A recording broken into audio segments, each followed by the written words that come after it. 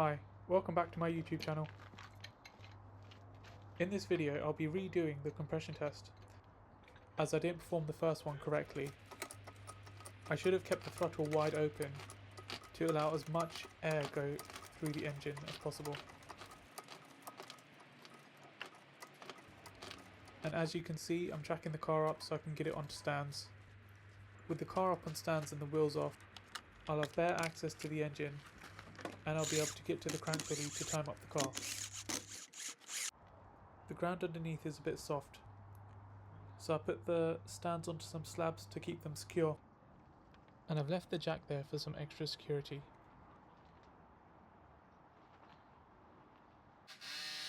So on with the compression test. I didn't see much increase in the results, so the open throttle didn't really make a lot of difference. We pretty much range between 20 and 25 for each of the cylinders.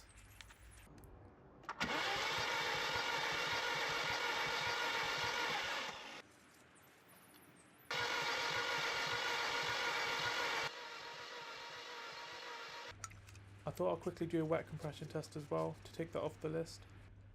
So I've squirted a bit of oil in each of the cylinders and I've cranked the engine over again.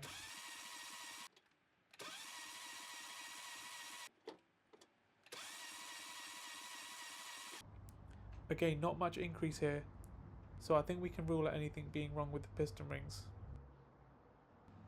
With the compression test done, I thought I'll get to work on getting the head off, and we'll hopefully find the root of our problem.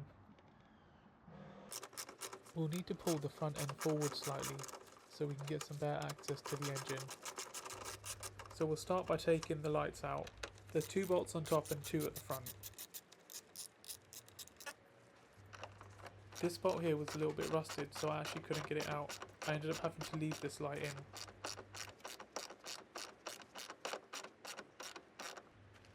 Moving on, we need to get this bracket off so we can get access to the front of the engine.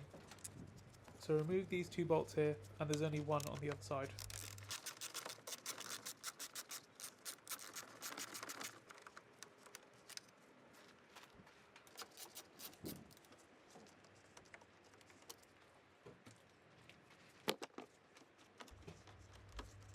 These pushing plugs are quite easy to get off.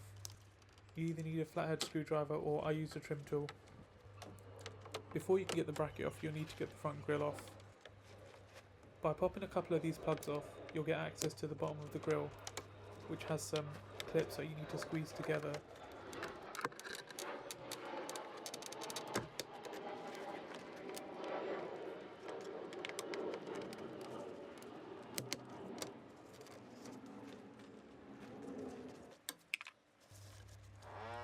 You should have just enough room to get your hand down there.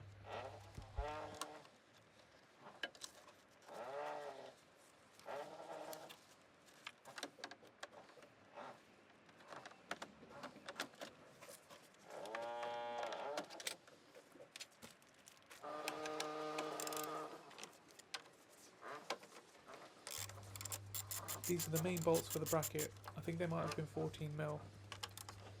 Once I've cracked these off, the bracket should then be loose.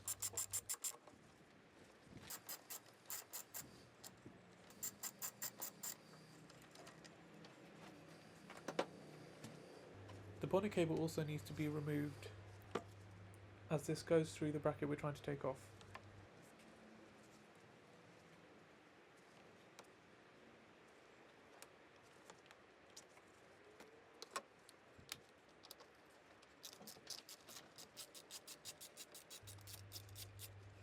There's a few torque screws which are holding the bonnet latches in place.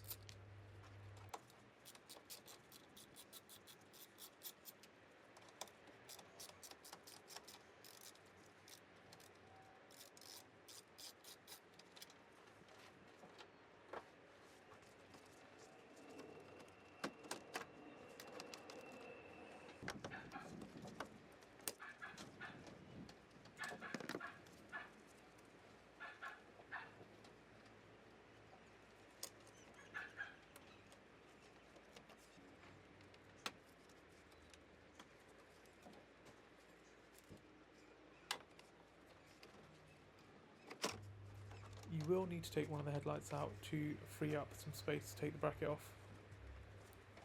Here I'm just unplugging the connectors. One torque screw either side here. And then we'll need to get into the wheel arch to remove these clips so we can separate the bumper.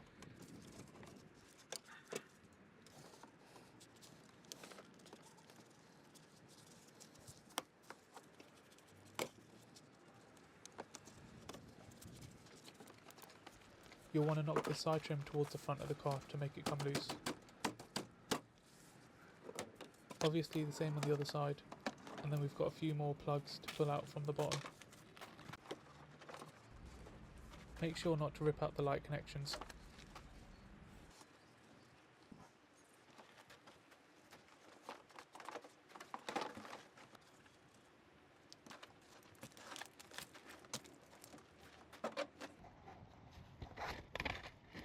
Now under the car we'll need to crack off these subframe bolts. This beast of an impact gun makes light work of anything. On the opposite side you've got to remove this tray. There's 3 Phillips screws, one of mine wasn't attached.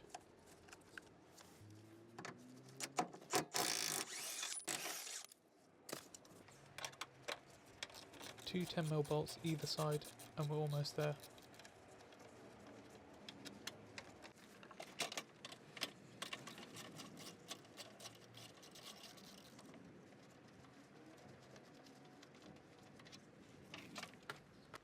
Just these 3 bolts left on either side of the crash bar. A few light taps with the hammer and we can start edging this forward, just enough so that it's still holding on to the subframe. Next we'll need to get the airbox off. With a Phillips screwdriver we can start undoing this clamp.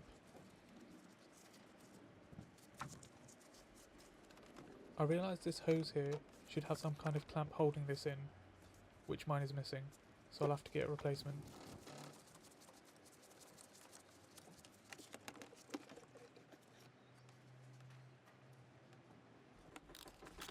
While we're here, this is probably a good opportunity to check out the filter and see what kind of condition it's in.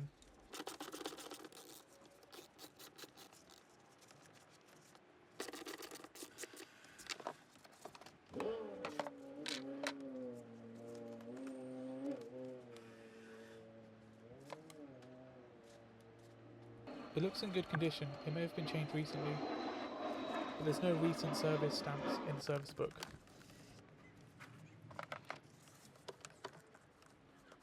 The airbox from here just pulls out.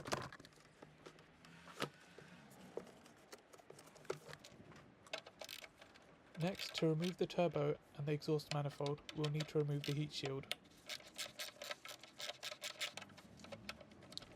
This is where it started to get a bit tricky and tedious. Removing the 3 bolts on top, and then there was 2 lower down.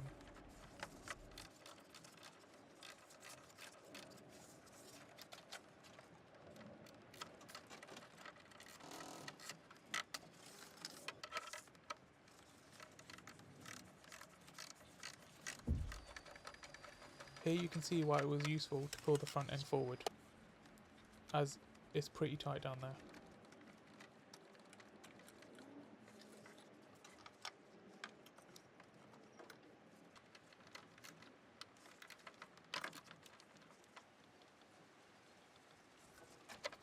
Once the heat shield was loose, I wiggled it off and pushed it to the side, and now I have a bit more access to undo the sensor.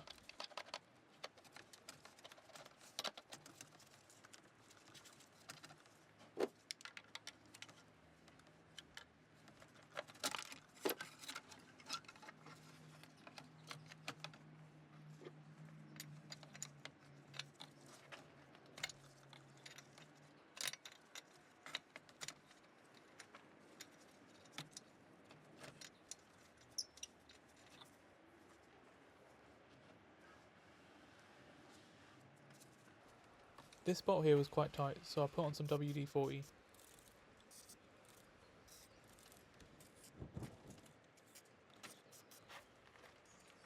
Doing this with a spanner was really slow, and it was really hard to get any leverage to crack the nut off.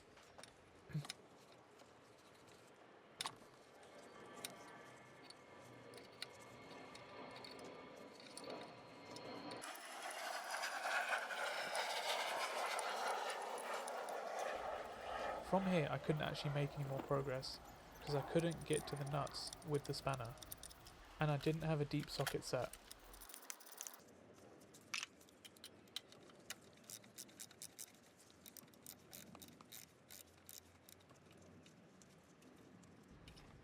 By this time the shops were closed, so I Amazon primed a socket set which came first thing in the morning.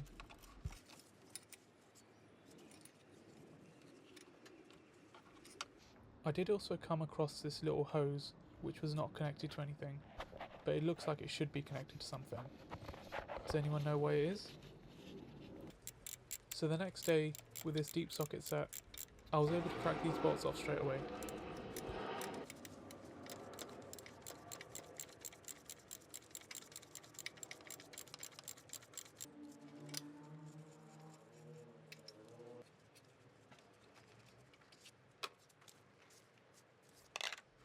This was pretty much the easiest part, mainly because these bolts are so accessible.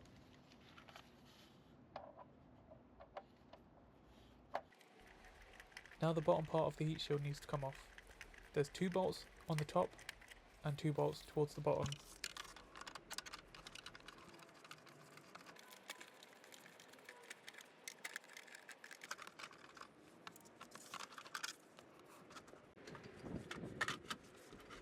Now the heat shield needs to be removed through the bottom, but I couldn't undo the O2 sensor, so it was blocking it from coming down.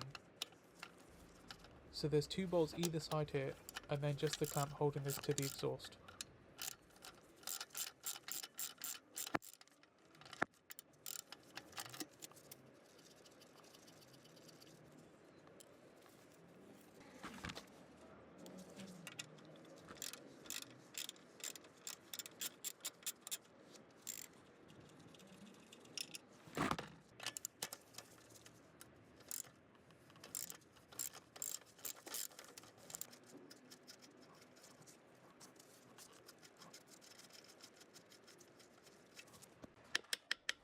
The only way I could loosen this off was with a hammer. I moved on to remove the oil and coolant lines.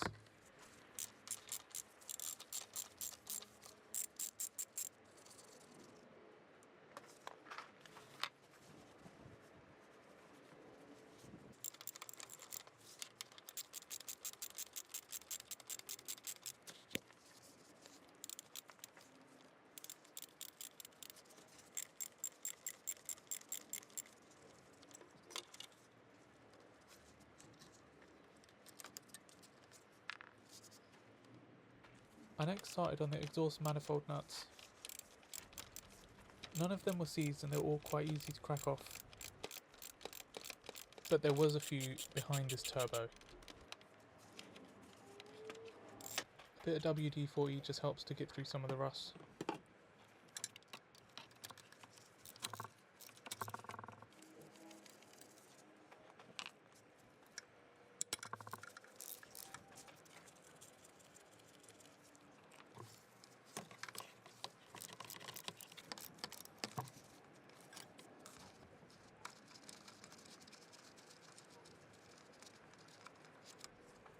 I still needed to get rid of this lower part of the heat shield, so I ended up bending it slightly and pulling it through the bottom.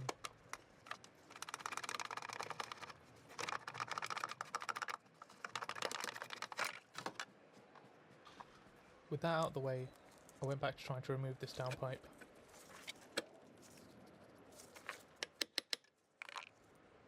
There's still not a lot of movement here, so I decided it would be best to remove the studs.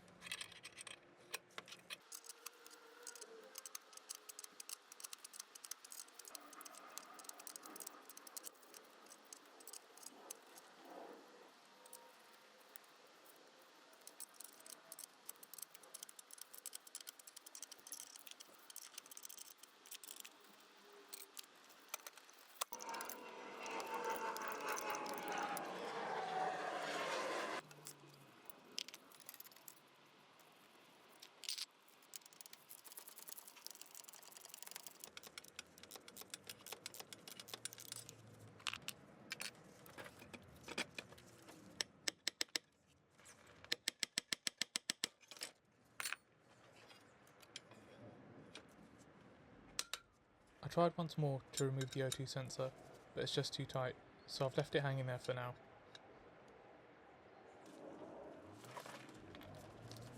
Back onto the exhaust manifold. With a lot more room, now it's a lot easier. We're coming up to the really tricky bit, where we need to get the bolts out from behind the turbo. You pretty much have to find the right angle in the gap to be able to get onto the bolt. And I'm not going to lie, this took a really long time.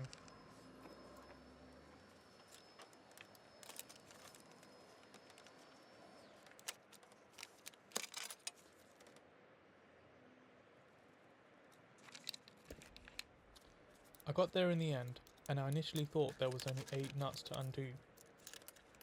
But there was actually another lower nut to undo behind the turbo.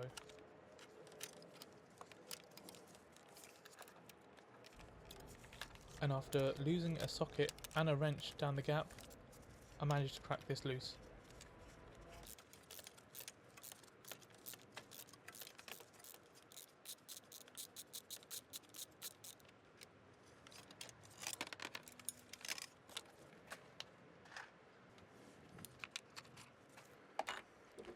Here's me thinking it should be loose by now.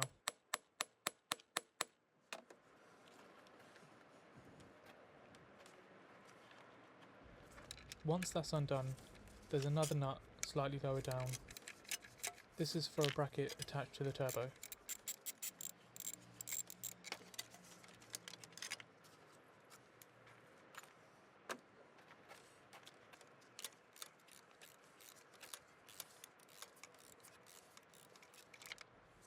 And now I know there's actually 10 nuts to undo. I missed a really obvious one.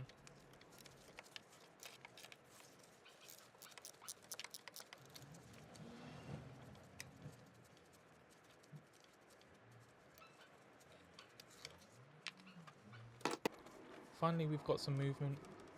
Now just to make sure the hoses are out of the way and disconnected. There's one more bolt attaching the pipe at the bottom. You need to undo this before you can remove.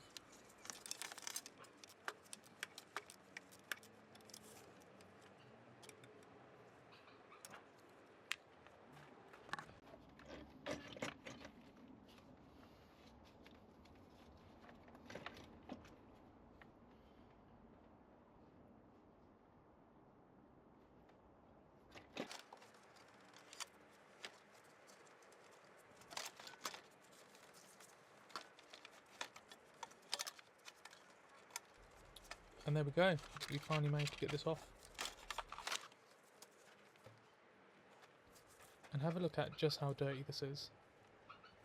It's obviously unlikely this has ever come off, so we have a good opportunity now to clean it all up. There's still a lot to do, and as I don't want this video to run over too long, I'll have to cut it here.